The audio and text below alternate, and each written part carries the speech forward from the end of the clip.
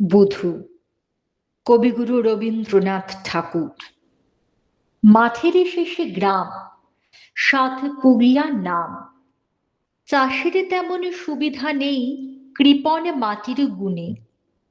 ৩৫ ঘরে তাঁতির বসত, ব্যবসা জাজিম বুনে। নদীর ধারে খুঁড়ে খুঁড়ে পলির মাটি খুঁজে, গৃহস্থেরা ফসল করে কাঁকুড়ে তরমুজে। ওইখানেতে বালির ডাঙা, মাঠে করছে ধুধু।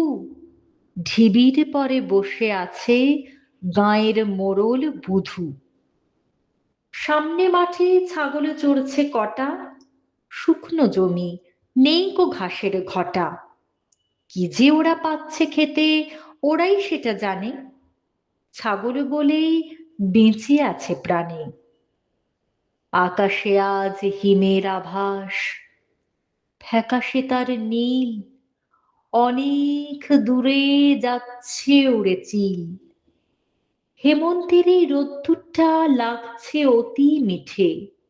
ছোট নাতি মগলুটা তার জড়িয়ে আছে পিঠে। স্পর্শ পুলক লাগছে দেহে, মনে লাগছে ভয়। বেঁচে থাকলে হয়। গুটি তিনটি মোড়ে শেষে ওইটি সাধের নাতি, রাত্রি দিনের সাথী। গরুর গাগির ব্যবসা বুধুর চলছে হেসে খেলেই। নাড়ি ছিঁড়ে ১ পয়সা খরচ করতে গেলেই।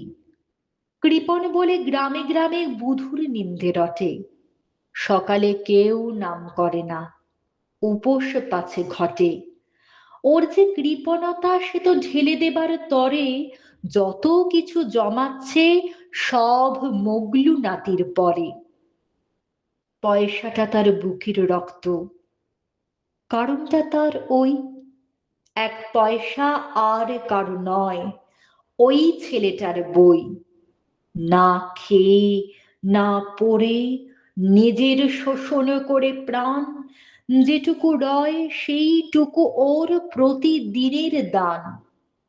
দেবতা পাছে ঈর্ষা ভরে নেয় কেড়ে মগলুকে, আঁকড়ে রাখে বুকে।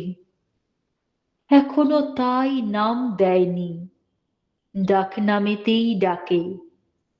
নাম ভাঁড়িয়ে ফাঁকি দেবে নিষ্ঠুর দেবতাকে।